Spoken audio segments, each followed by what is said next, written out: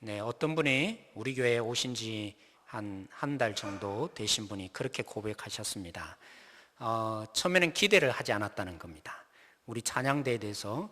그런데 첫 주에 듣고 깜짝 놀랐답니다. 너무 찬양을 잘하셔서 은혜가 되어서, 그래서 매주마다 이제 찬양이 어떻게 될까 그런 고대하는 마음으로 듣게 되었다고 합니다. 누구 찬양대가요? 임마누엘 찬양대가. 그렇다고 여러분들은 늘 앉아 있으시니까 잘 모르시죠? 수십 년간 같이 있으니까 우리 찬양대 실력이 얼마나 좋은지 여러분 잘 모르실 겁니다. 저도 참 우리 찬양대가 참 찬양을 잘한다, 목소리뿐만이 아니라 저는 더욱더 마음을 다해서 이 마음의 간증으로 찬양을 하고 계실 줄 믿어요. 네, 한번 우리 서로 이렇게 인사했으면 좋겠는데요. 여러분, 여름에 비가 오는 것이 반갑습니까? 싫습니까? 반가워요? 그렇군요. 저는 비가 오면 좀 이렇게 몸이 나름대로 더 컨디션이 좋아집니다. 참 이상하죠? 그런데 여름철에 비가 많이 오니까 그렇게 좋은 게 아니더라고요. 장마철이 되니까. 요즘 장마철 아닙니까? 그럼에도 불구하고 요즘에 이 비는 참 제가 반갑습니다. 오늘도 또 비가 올까 안 올까 그런 마음으로 쳐다보게 되었는데, 그죠? 비가 더 와야죠. 기대하게 됩니다. 그래서 우리 서로에도 그렇게 인사했으면 좋겠는데, 당신이 기대가 됩니다. 당신의 만남이 단비와 같아서 정말 기대가 됩니다. 그런 마음을 담아서 손을 꼭 붙잡고 당신이 기대가 됩니다. 한번 인사했으면 좋겠습니다.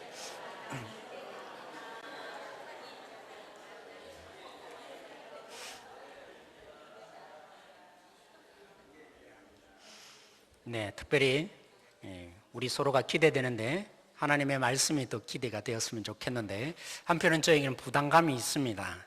왜냐하면 우리에게는 참 어려움이 있었고 아픔들이 있었기 때문입니다. 여러분, 예수님은 우리 가운데 어떤 별명을 가지셨을까요? 물론 성경에는 그런 별명이 없습니다.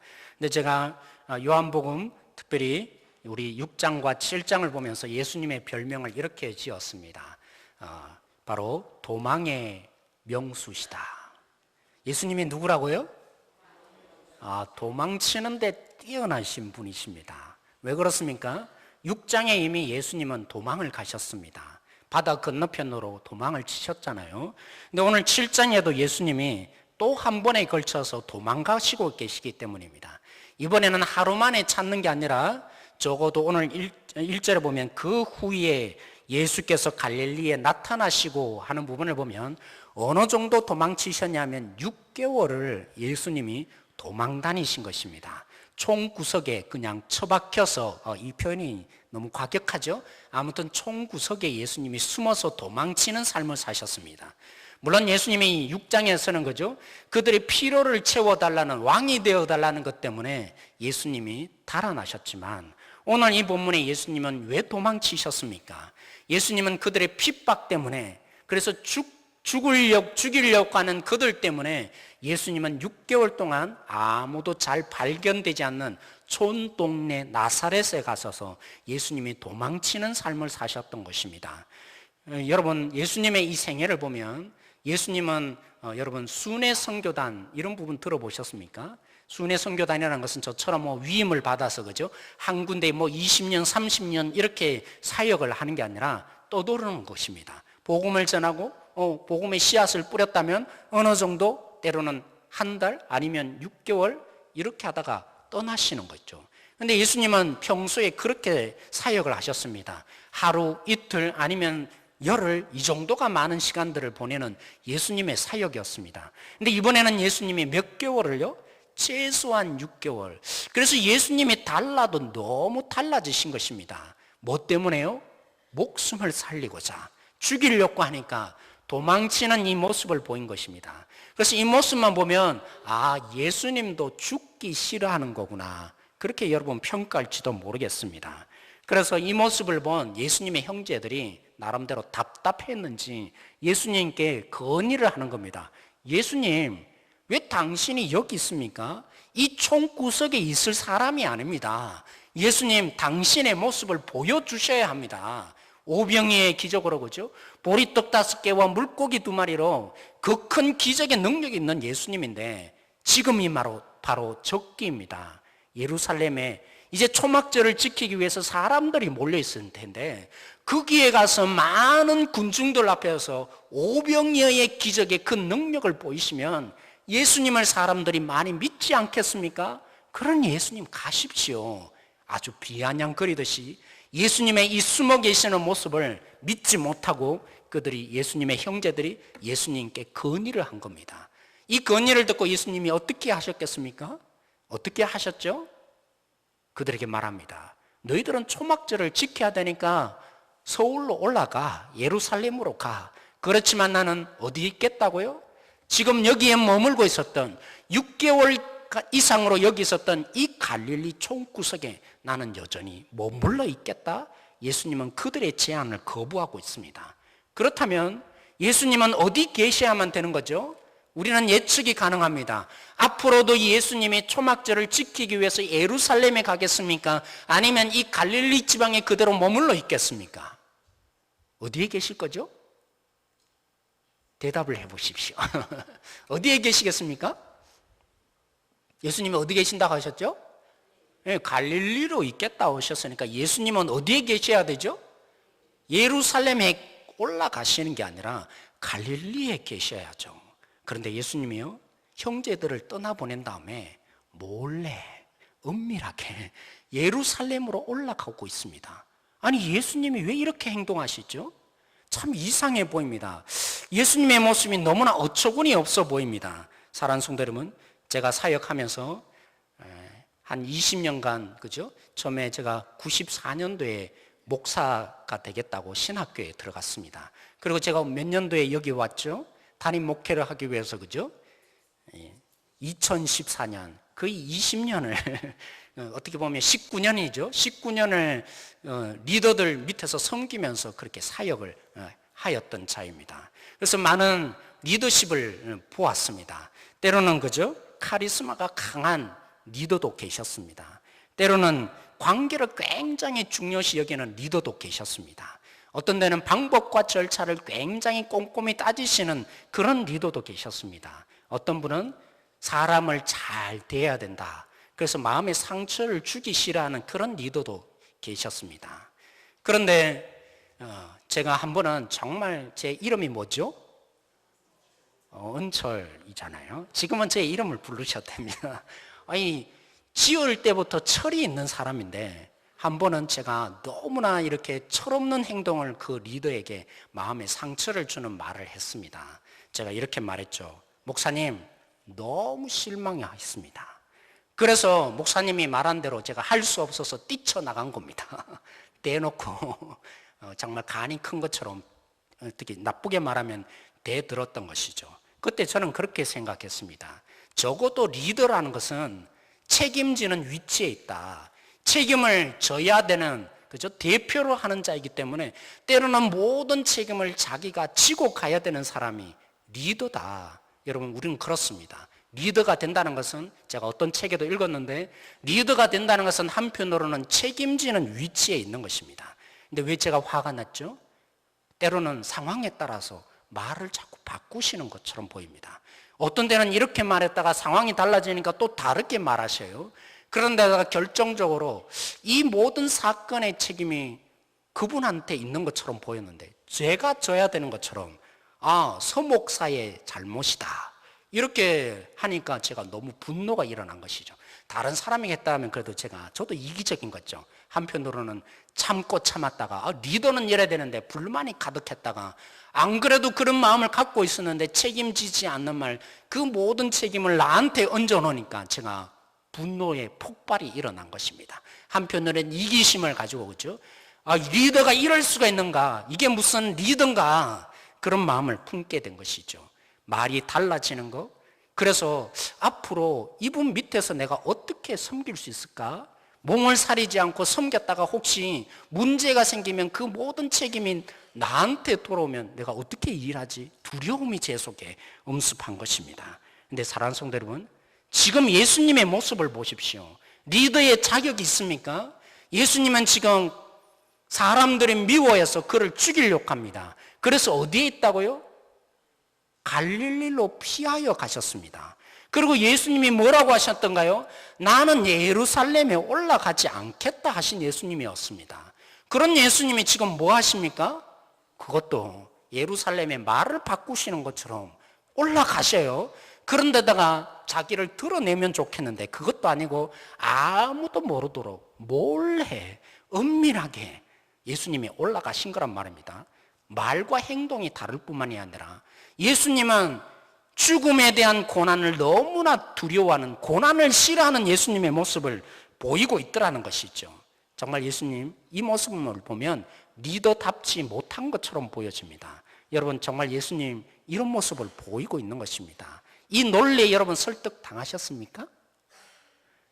설마 목사님 그래도 뭔가 있겠죠. 대부분 그렇게 하고 여러분 들으셨을 것 같은데, 그런 의미에서 우리 8절 말씀, 우리가 놓쳐버린 말씀이 있는데 8절 말씀 우리 다시 한번 같이 읽어보도록 하겠습니다.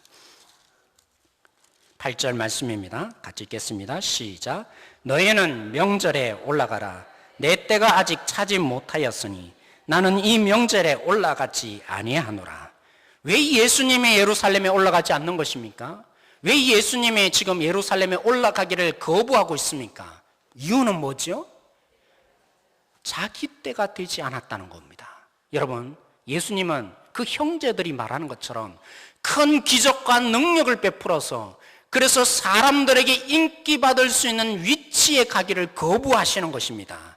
예수님이 이제 예루살렘에 올라가야 할 이유가 있다면, 물론 2장에 이미 예수님이 예루살렘에 올라가신 적이 있죠. 그리고 몇 번에 걸쳐서 예루살렘에 올라가신 적이 있습니다. 그러나 이제는 지금의 이 시기는 예루살렘에 왜 올라가셔야 되느냐면 이유는 다릅니다. 이제 예루살렘에 올라가셔야만 한다면 그 이유는 뭐 때문에요? 예수님 때기 때문에 올라가시는 것입니다. 예수님의 그 때가 되어서 십자가를 지고 죽어야 될 그 때에 예수님은 반드시 올라가게 될 것입니다. 그래서 이렇게 이해하셔야 됩니다. 말을 바꾼 게 아니라 그들의 제안을 거부하신 것입니다. 내 때가 이르지 않았다. 너희들이 말한 것처럼 능력을 보여주어서 그런 방식으로 나는 예루살렘에 더 이상 올라가고 싶지 않다. 표적을 행하여서 그래서 사람들이 나에게 인기를 끌어서 사람들을 나에게 모으기 위해서 올라가는 사람 되고 싶지 않다. 그래서 나는 올라가지 않겠노라. 그들의 제안을 거부하신 예수님이셨던 것입니다. 그러기에 여러분, 지금 요한복음 7장과 8장, 이 7장과 8장은 어디에 속해 있냐면 요한복음 2장부터 12장까지 학자들이 얘기합니다. 표적의 책이라고. 무슨 책이라고요? 표적의 책. 그래서 2장부터 12장까지는 무슨 부분들이 많이 보일까요? 예수님의 행하신 표적들이 다 나타납니다. 그런데 7장과 8장에는요, 예수님이 예루살렘에 올라갔지만 그들이 요청하는 대로 기적을 이제 베풀지 않을 거라 하셨기에 표적의 책 속에 있음에도 불구하고 예수님은 더 이상 이 예루살렘에 올라가서 표적을 행하지 않습니다. 7장과 8장에는 표적을 예수님이 행하였더라, 그런 모습을 찾아볼 수 없는 것입니다. 그런데 우리가 아직도 해결되지 않는 부분이 있습니다. 예수님이 무슨 때라고요? 내 때가 되지 않았다고, 고난받고 죽어야 될 때가 아직 되지 않았다고 했습니다. 그런데 이상합니다. 예수님이 6개월 전부터 뭐 하셨는데요? 사람들이 죽이려고 하지 않았습니까? 미워해서 죽이려고 하지 않았습니까? 그러면 지금 이 말과 그 말이 맞습니까? 그의 행동이 맞습니까? 예수님은 죽음을 피해서 갈릴리 지방 총구석으로 6개월 동안 어떻게 나쁘게 말하면 처박혀서 사셨다고요. 이게 어떻게 이해가 됩니까? 그래 놓고는 지금에 와서는 내 때가 되지 않았다고, 아직 죽을 때가 되지 않았다고 말하고 있으니까 예수님은 무슨 운명입니까? 날마다 끊임없이 지금 생각하는 것은 죽을 때를 기다리고 있는 것입니다. 죽기를 원하고 있는 것입니다. 그렇다면 피한 사건을 어떻게 이해해야 합니까? 6개월 동안 왜 피하신 것입니까? 그리고 우리가 6장과 7장의 흐름을 보면 예수님이 표적을 행하였을 때 인기를 얻었던가요? 6장의 사건을 보면 예수님이 표적을 행하였을 때 그 표적의 의미를 깨닫지 못한 사람들이 예수님께 찾아왔을 때 예수님이 설명을 해주셨어요. 내가 너희들에게 하늘로서 오는 생명의 떡을 줄 거다. 그렇게 설명해 줬지만 이것이 오병이의 표적을 행한 의미다 설명해 줬지만 이해하였던가요? 뭐라고? 이 총구석에 갈리 지방 출신이 무슨 우리에게 생명의 떡을 줄 거냐고 비웃었다고요. 뿐만이 아니라 또 설명해 주셨어요. 예수님이 너희들이 이 오병이의 표적은 뭐냐면 내 몸과 내 살과 피를 마시라는 의미다. 그런데 그들이 이해했던가요? 뭐라고? 자신의 피를 먹으라고? 그러면서 그들이 율법에 비춰볼 때 피의 생명에 있어서 절대로 피째 모든 동물조차도 먹지 말라고 한 이 하나님의 계명을 어기게 만드는 너를 가만 내버려 둘 수 없다. 그래서 그들이 지금 핍박해 온 것입니다.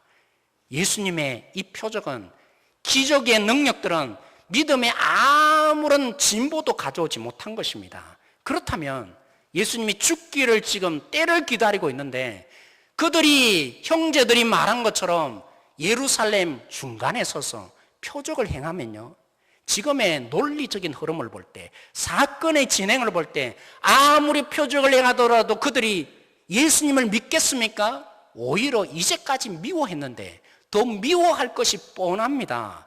그렇다면 비록 의도는 다르지만 인기를 얻으라고 했지만, 그렇지만 예수님이 예루살렘에 등장하셔서 표적을 행하고 기적을 행해서 더 많은 종교적인 미움을 받아서 죽으면 될 거 아닙니까?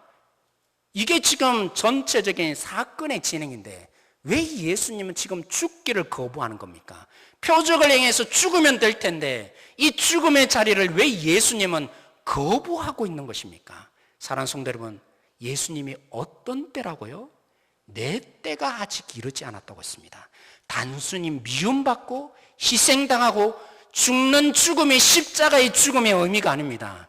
예수님이 내 때라고 말씀하신 십자가의 죽음은 사람들에게 미움을 받고 그들의 오해를 받아서, 그래서 희생당하는 자리가 십자가의 자리가 결코 아니라는 것입니다. 사랑하는 성도 여러분, 예수님은 미움을 받아서 죽기를 원하지 않습니다. 그냥 수동적으로 죽음에 처하기를 원하지 않는 것입니다. 예수님의 십자가의 죽음의 의미가 무엇입니까? 예수님은 바로 그때를 기다리고 있는데 그냥 어쩔 수 없어서, 그래서 죽는 죽음, 그것을 예수님이 내놓으신 자리가 결코 아니라는 것입니다. 심지어는 나중에 그러겠죠. 종교 지도자들이 머리로 생각하고 지혜를 발휘해서 율법을 모든 것을 다 뒤져서 사람들이 아무리 예수님이 십자가에 죽어서 부활했다 할지라도 믿지 못하도록 만들기 위해서 찾은 것입니다. 그래서 예수님을 정치적인 독립운동 투사가 되었다고 고발시켜서, 그래서 정치범으로 나무에 달려 죽게 만든 것입니다. 그래서 그들은 생각했던 것이죠. 우리는 너무나 지혜롭다. 예수님을 죽였던 종교 지도자들은 생각한 것이죠. 우리가 저를 나무에 달려서 하나님께 저주받아 죽였다라고 그들은 생각했을 것입니다. 그러나 우리는 압니다. 그들 때문에 죽은 것입니까? 예수님이 그들에 의해서 정치범으로 죽은 것입니까? 아닌 것이죠. 하나님이 역사하신 것입니다. 그들의 이 잘못된 야욕을 이용해서 누구를 살리기 위해서요? 우리의 죄를 지고 예수님이 죽게 만드시기 위해서 그들을 이용하신 분이 하나님이십니다. 십자가의 죽음은 그런 것입니다.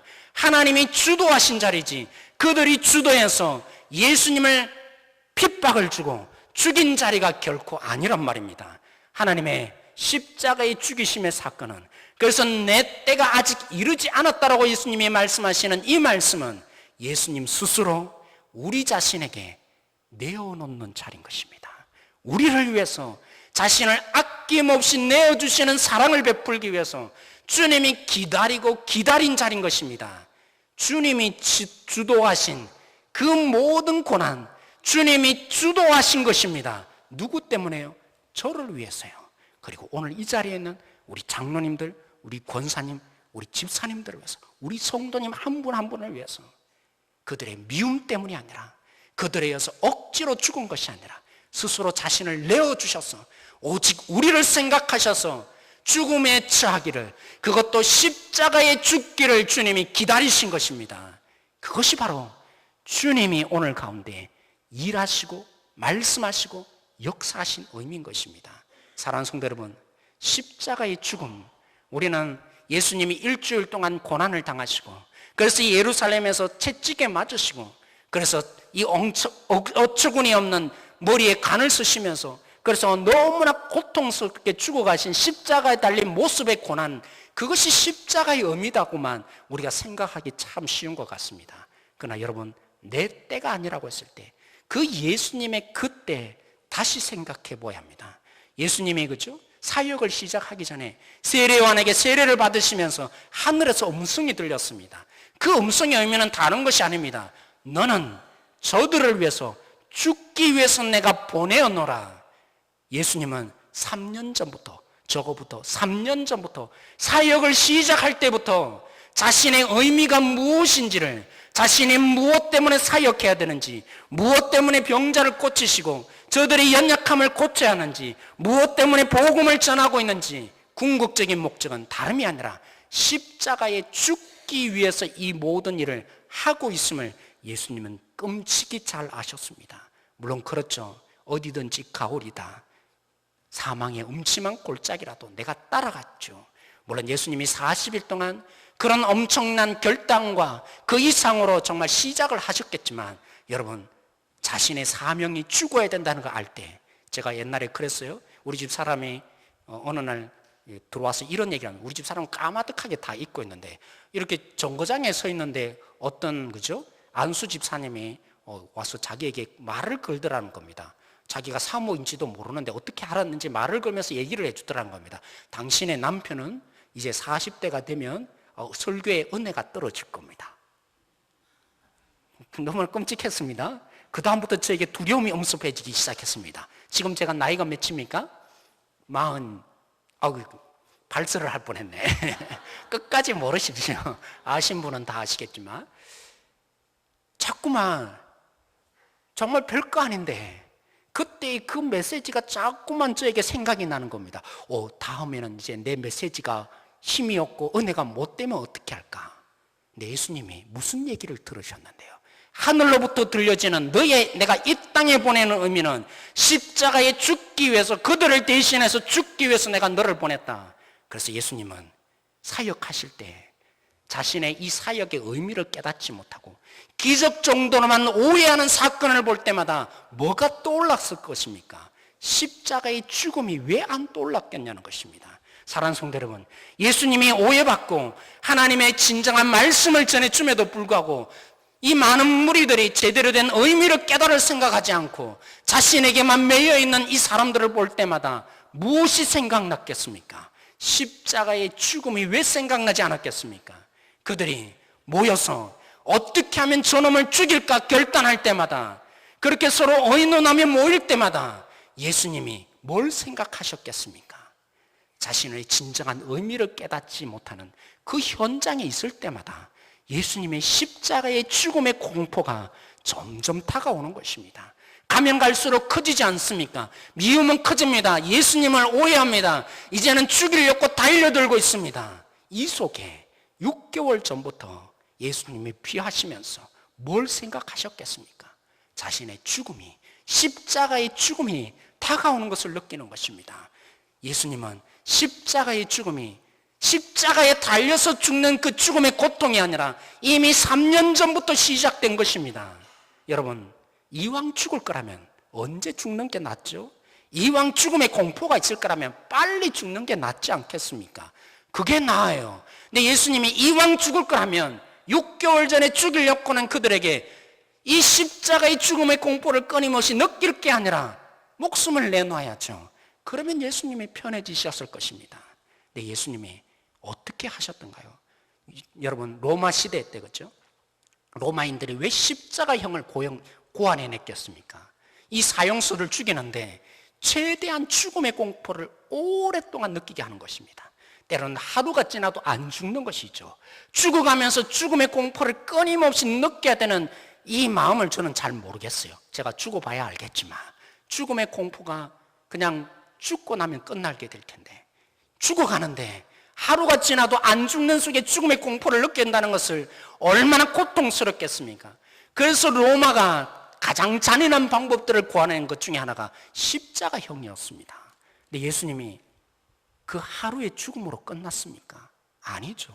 우리를 위해서, 우리의 죄를 사하기 위해서 그냥 죽을 수가 없었다는 것입니다. 그냥 6개월 전에 죽을 수가 없었다는 것입니다. 죽음으로 끝내서는 안 되었다는 것입니다. 3년 전에 죽어도 되었었는데, 그래서는 우리의 죄가 용서될 수 없고 하나님의 진정한 백성 될 수 없으니까 끊임없이 인내하며 견뎌나가며 주님의 사람이 세워지기를 소망하면서 저들이 이해하든 이해 못하든 상관하지 않고 오직 끊임없이 하나님의 사람으로 견뎌가신 것입니다. 견뎌가신 게 아니죠. 고난을 친히 목격하시면서 이겨나가신 것입니다. 그 최종 마지막이 십자가에 죽는 죽음이었던 것입니다.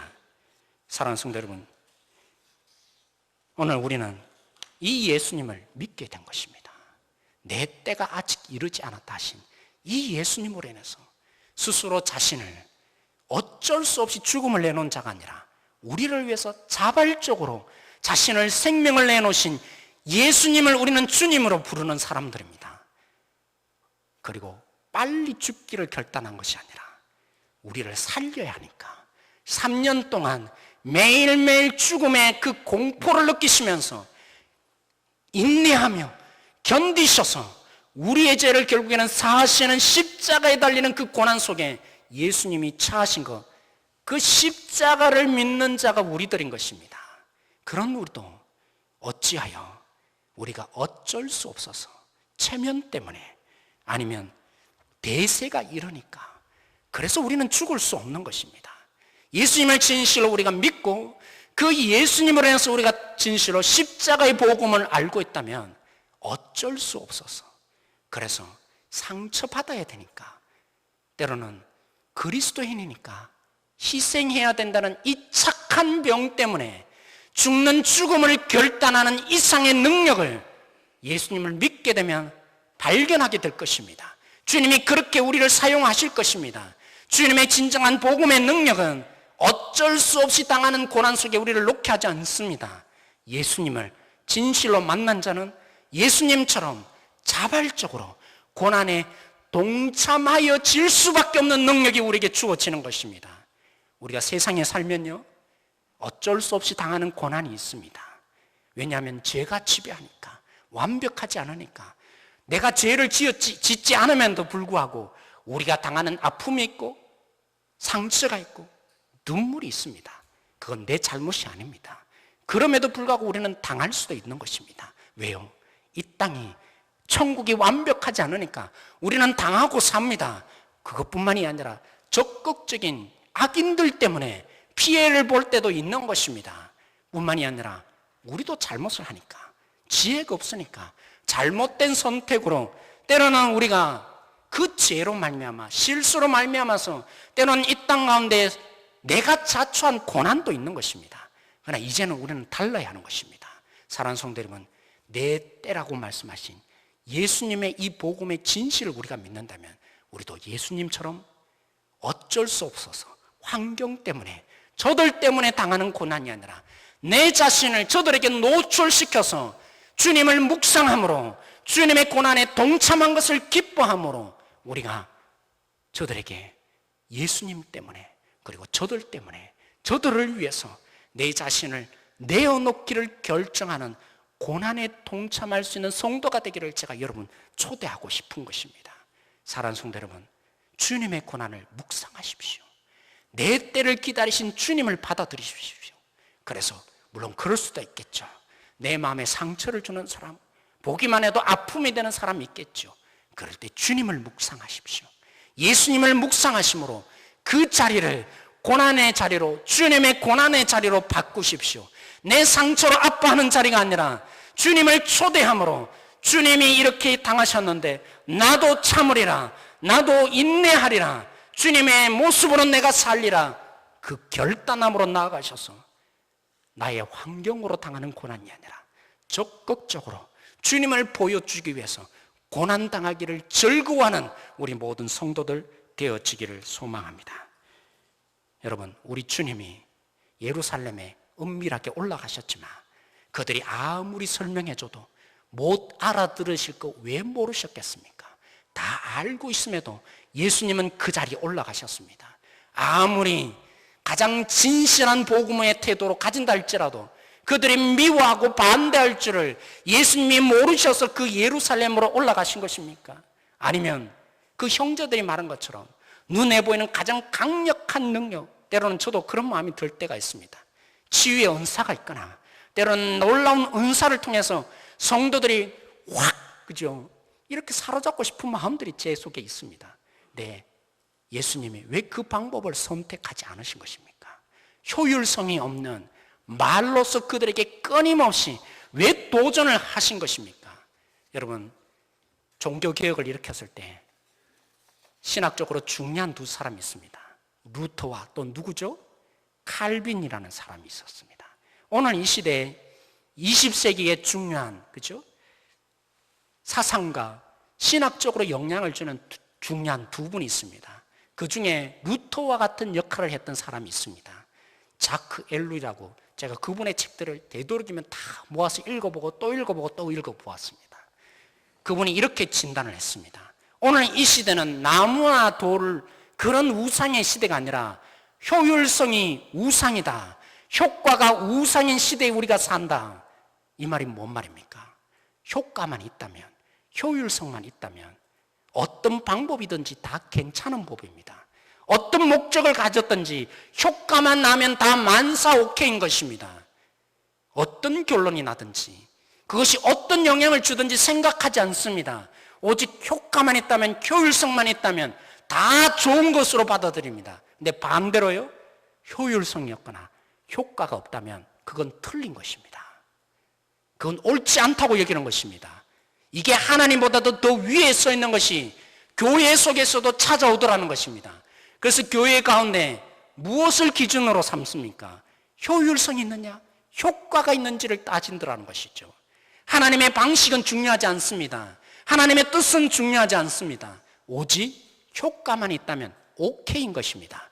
근데 효율성이 없다면 하나님으로 방식으로 하든지 말든지 그건 틀린 것입니다. 이게 효과와 효율성의 우상이라는 것입니다. 그런데 나무와 돌은요, 쉽게 발견됩니다. 저게 우상인지 심지어는 신천지도 가만히 보면 우리가 함께 하지 못할 것, 조금만 신앙심이 있으면 뻔히 보입니다. 그런데 사랑하는 성도 여러분, 효과성과 효율성은 눈에 보이지 않습니다. 너무나 엄밀하게 우리 속에 우상으로 자리 잡는 것입니다. 사랑하는 성도 여러분, 도전을 받으십시다. 예수님이 자기가 이 말을 전했을 때 믿지 못할 것 뻔히 아시면서도 포기하지 않고 예루살렘으로 다시 가신 분입니다. 기적으로 그들의 눈을 뒤집는 것이 아니라 가장 효율성이 떨어지는 방법으로 예수님 자신이 그들 속에 끝까지 가기를 결단하신 분입니다. 자기를 다시 미워할 줄 뻔히 아시면서도 가장 효율성이 없는 방법으로 그들에게 여전히 가서서 죽음의 이 놀라운 십자가의 능력을 고스란히 보여주는 자로 끝까지 사신 것입니다. 우리도 효율성과 효과에 이 우상에 정복당하지 않으려면 예수님이 계셔야 합니다. 예수님을 묵상하고, 그렇지, 효과와 효율성보다도 더 중요한 것은 예수님의 마음을 가지고 예수님처럼 살아가는 것 속에 있는 거구나. 효과가 없다 할지라도 절망하지 말아야지. 효율성이 없다 할지라도, 오늘 여기 속에서 아무런 변화가 없다 할지라도 주님이 가라고 했으니까 가는 것이고, 주님이 말씀하셨으니까 그대로 나도 말해야지. 우리는 그 예수님이 계실 때 효과와 효율성의 우상을 타파하고 주님의 모습으로 끝까지 서게 될 것입니다.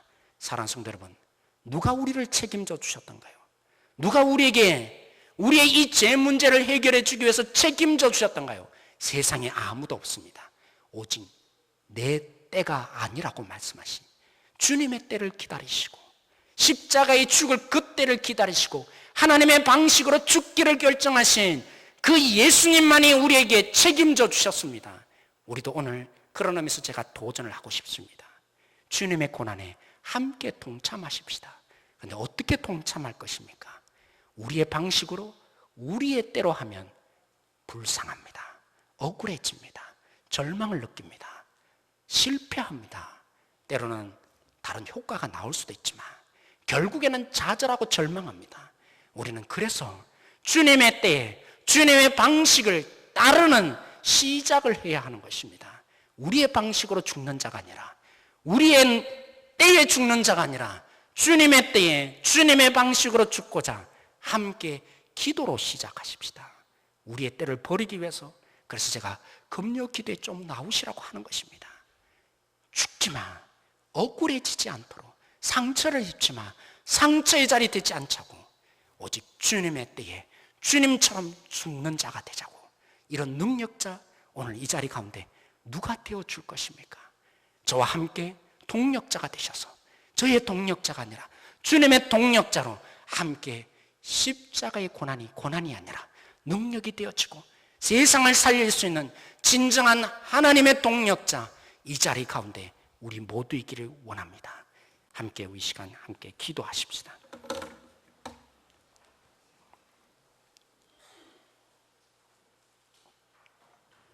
오늘 말씀을 붙잡고 우리 함께 기도하십시다. 주님이 십자가에 죽는, 자발적으로 냈는 죽음을 오늘 보게 하여 주십시오. 우리를 위해서 3년 내내 고통당하신 그 죽음을 오늘 이 시간 만나게 해달라고, 십자가에 달려서 우리 죄를 사하여 주신 그 권세의 능력의 주님을 만나게 해달라고 이 시간에 기도하십시다. 그리고 우리가 내가 여기 있습니다, 나도 주님의 사람으로 주님을 믿는데 어쩔 수 없이 당하는 고난이 아니라 때로는 어쩔 수 없이 우리 속에 밀려오는 환경이라 할지라도 그 속에 예수님으로 인해서 우리도 주님의 능력으로 주님의 십자가로 승화해낼 수 있는 자리가 되게 해달라고. 그리고 오늘 이 시간에 우리도 주님의 때가 과연 무엇입니까? 고민하며 주님의 때를 기다릴 수 있는 성도들이 되게 해달라고, 이 부분을 붙잡고 우리 함께 기도하며 나가기를 원합니다. 같이 기도하시겠습니다. 하나님, 오늘 이 시간에 주님 기도합니다. 우리 한 사람 한 사람 가운데 주의 능력이 있습니다. 십자가로 인해서 우리를 변화시킨 능력이 우리 속에 있습니다. 하나님, 우리에게 많은 아픔이 있습니다. 눈물이 있습니다. 좌절함이 있고 상처들이 있습니다. 하나님, 이들의 아픔과 상처들을 주님이 아신다고 하십니다. 주님이 내가 고통당하여 봤기 때문에 너희들이 무엇을 아파하며 무엇을 좌절하며 절망하는지 내가 알고 있다고 말씀하십니다. 하나님, 오늘 우리 가운데 우리의 상처로 끝내주시기를 원하지 않습니다. 우리의 아픔으로 끝나기를 원치 않습니다. 수동적으로 당하는 고난이 아니라 이제는 주님의 십자가의 복음 앞에 우리도 설 수 있는 자가 되어지기를 원합니다. 주님으로 인해서 사는 자가 되어지기를 원합니다. 주님의 말씀의 능력을 붙잡고, 주님, 내가 과연 어떻게 선택해야 될까요? 그 주님으로 인해서 억울해지며, 저들 때문에 억울해지며, 저들을 위해서 내 자신을 내어놓을 수 있는 진정한 하나님의 사람, 주님의 동력자 한 분 한 분 되게 하여 주십시오. 주님의 능력이 임하여지는 진정한 그리스도인 되게 하여 주시기를 원합니다. 우리 스스로는 이것을 감당할 수 없습니다. 그 누가 하나님 아버지 주님의 십자가에 동참할 수 있겠습니까? 주님의 능력 앞에 우리가 함께 설 수 있겠습니까? 하나님, 기뻐하며 주님의 고난에 동참할 수 없습니다. 너무나 연약하고 부족하며 상처 입은 심령이 너무나 컸어 우리 가운데 여전히 헤아릴 수 없는 고난의 문제가 놓여있는 자들입니다. 이런 우리를 주님, 오늘 말씀으로 우리가 무엇이 간데 무슨 능력이 있다고 오늘 이 말씀을 주십니까? 이 말씀 앞에 우리가 다시 한번 하나님 비춰보고 초대된 자를 기뻐하게 할 수 있는 능력이 임하게 하여 주시기를 소망합니다. 하나님, 우리 성도님들이 이 땅에 살아가면서 수십 년 동안 우리의 관계 속에서 아픔이 있었습니다. 보면 볼수록 여전히 견뎌가고 있는 부분이 많이 있습니다.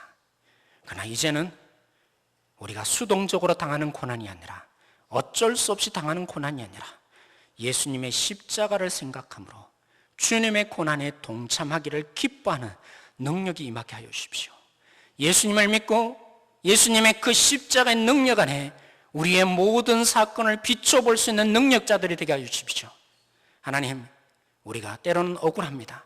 우리 마음에 상처가 있지만 주님이 이 땅 가운데 3년 동안에 우리를 십자가의 그 복음의 능력으로 살리기 위해서 참고 기다리시며 오직 십자가에 죽으셨던 그 십자가의 능력으로 오늘 우리를 살려주셨는데, 하나님, 이 능력으로 이제는 한 걸음 한 걸음마다 주님의 그 고난에 동참하며 성도를 위해서 죽기를 결단하며 이 땅에 주님을 모르는 자를 위해서 죽기를 소망하는 기쁨이 있는 능력의 자리로 우리를 초대하여 주십시오. 하나님, 주님의 때를 위해서 살기를 원하지만 우리가 지혜가 없습니다. 무엇이 주님의 방법인지 잘 알지 못합니다. 그러므로 주님 우리에게 가르쳐 주십시오. 깨닫게 하여 주십시오. 그리고 끊임없이 효율성과 효과성에 우리가 물들며 삽니다. 오늘 여기 속에서 주님을 만난 자로 살아서 때로는 아무도 알아주지 않는다 할지라도, 아무런 변화가 없는다 할지라도 주님과 함께 살아가는 것으로, 주님의 복음의 사람으로 오늘 이 자리에 있는 것으로 우리가 기뻐하는 능력자들 다 되게 하여 주십시오. 낭망하지 않고 좌절하지 않도록 주님의 손으로 우리를 일으켜 주십시오. 착하고 충성된 종이라고 이렇게 견뎌가는 너희들이야말로 나의 사람이라고 인정하는 효과성과 효율성을 뛰어넘는 진정한 그리스도인들 다 되게 하여 주십시오. 주님께 모든 것 맡기며 예수님의 이름으로 기도드렸습니다.